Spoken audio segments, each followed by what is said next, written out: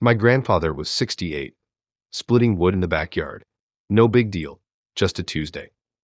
No clinic, no prescription, no gel he rubbed on his shoulder every morning. Just a man moving through his day like his body still worked. Just because it actually did. I didn't think much of it when I was young. But now in my 50s, I think about it more than I'd like to admit. Something changed. Between his generation and mine, something genuinely changed. And it wasn't that men back then were harder or more disciplined or ate less junk. The studies are showing it now. Testosterone levels have been falling in men, decade by decade, consistently for 60 years. Not because of age. Because of something in the environment that shifted and nobody announced it, and nobody came back to fix it. So what was different? That's the question I couldn't stop pulling at. Turns out it comes down to three things. Not obscure things, not expensive things, but things that changed quietly in our everyday life between the 1950s and now. One of them costs 17 cents. Another one is something you're probably doing every single day that's actively working against you, and you'd never know it. And the third one is something that used to be in every kitchen in America before the food industry decided it shouldn't be anymore. None of this is theory. I went through the actual studies. All the research is linked below. Here's what changed. Number 3. Bee propolis. Go back to a rural American or European farm in the 1940s. You will find a sticky brown resin, kept in a glass jar near the kitchen sink. That scent was sharp and deeply earthy, completely unlike anything you find in a modern pharmacy. Farm households bought this raw resin at local supply stores for pennies. Men chewed it directly. They dissolved it in alcohol to make simple daily tinctures. They thought they were just warding off winter colds. They were entirely wrong. Without knowing a single thing about modern endocrinology, these men were aggressively suppressing the exact enzymatic process that destroys your hormones today. Why is your doctor not telling you this? Honeybees create propolis by mixing tree bark secretions with beeswax and their own saliva to sterilize their hives. But inside the human male body, this sticky resin acts as a chemical shield. It contains a highly specific flavonoid called chrysin. Chrysin does something practically miraculous for older men. It directly inhibits aromatase. Aromatase is the primary enemy of aging male hormones. It is an enzyme that literally converts your hard-earned testosterone into estrogen. The more body fat you carry, especially that stubborn visceral fat around your organs, the more aromatase you produce. This creates a vicious cycle. Lower testosterone makes you gain fat. That fat produces more aromatase. That aromatase converts your remaining testosterone into even more estrogen. Your body starts fighting itself. Chrysin stops this dead in its tracks. It competes with testosterone at the aromatase binding site. It plugs the hole. It slows the conversion rate dramatically without any of the toxic side effects you get from pharmaceutical aromatase inhibitors. The University of Cairo Faculty of Pharmacy proved this in a controlled laboratory investigation published in the Journal of Ethnopharmacology.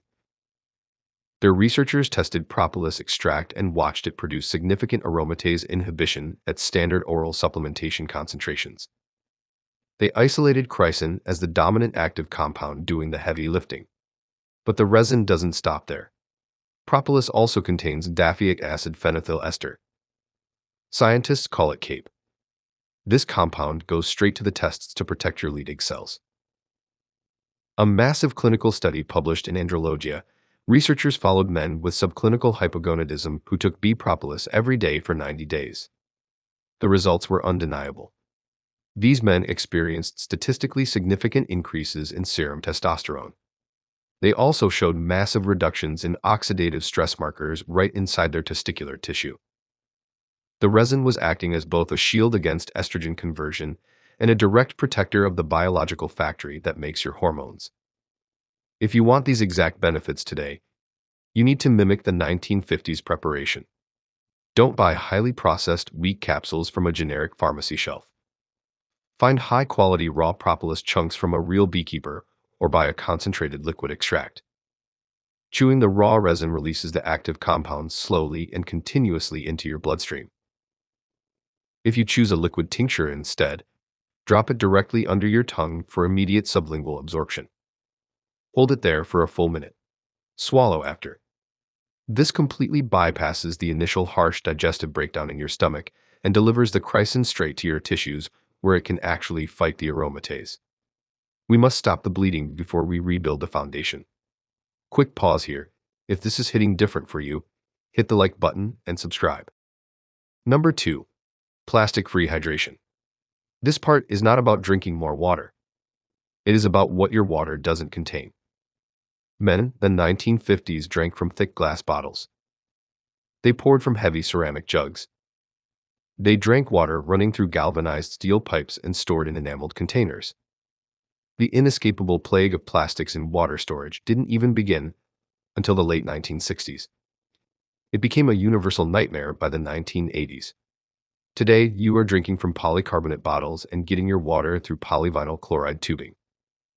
The endocrine-disrupting chemicals leaching from these modern convenience plastics are established, undeniable testosterone suppressants.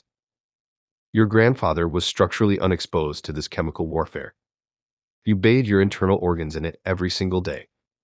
Bisphenol A is the worst offender. BPA is a xenoestrogen. This means it is a synthetic compound that binds directly to estrogen receptors in your own human tissue with enough terrifying affinity to produce actual estrogenic biological effects. Have you ever wondered why modern men look physically softer? Look at the plastics. In your male endocrine system, this xenoestrogen exposure suppresses your hypothalamic pituitary gonadal axis. We call it the HPG axis for short. This suppression happens at the absolute highest upstream level. BPA binds to estrogen receptors in your hypothalamus. It falsely signals to your brain that you already have plenty of estrogen. Your brain responds by reducing the pulsatility of gonadotropin-releasing hormone. That hormonal trigger normally tells your pituitary gland to release luteinizing hormone. Luteinizing hormone is what travels down and signals your testes to manufacture testosterone. By tricking the brain at the top, BPA induces a top-down chemical suppression of your entire testosterone production cascade. The data is utterly damning. A landmark epidemiological investigation from the Harvard School of Public Health analyzed this exact nightmare. Published in Human Reproduction, researchers tested urinary BPA concentrations against serum testosterone levels in 715 adult men. They found a statistically significant inverse dose-response relationship. Men trapped in the highest BPA quartile showed testosterone levels averaging 9.4% lower than men in the lowest quartile. The association was strongest in men over 45. A separate controlled exposure study from the University of Michigan School of Public Health made this even worse. Published in Environmental Health Perspectives, scientists confirmed that even brief daily exposure to BPA at levels the government currently considers perfectly acceptable produced measurable suppression of testosterone and luteinizing hormone in adult men over just a 4-week monitoring period. Bureaucrats know this. They do nothing. They protect corporate food processing margins instead of protecting your fundamental biological rights as a human being. The practical implication for your daily life is entirely structural. You can't out-supplement continuous chemical castration. You must switch your water delivery systems immediately. Throw away your plastic water bottles and replace them with solid glass or unlined stainless steel. Stop storing your leftover meals in plastic containers that leach chemicals the second they get warm. Avoid canned goods with BPA-lined interiors completely.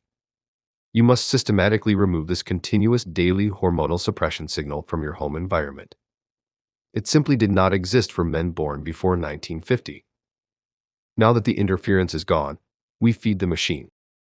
Number 1. Beef tallow. A massive dietary lie was sold to the American public in the 1960s.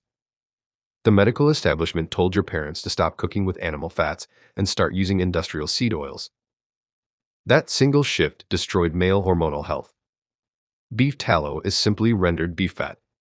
It's solid at room temperature. It was used universally for cooking throughout the 1940s and 50s before polyunsaturated vegetable oils displaced it entirely. This is not a trendy supplement or some modern biohacking trick.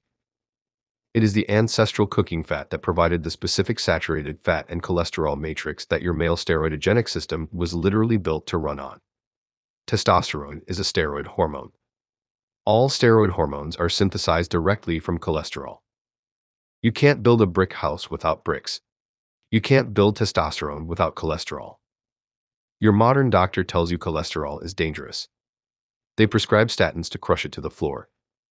They are actively starving your reproductive system of the one fundamental substance it requires to function properly.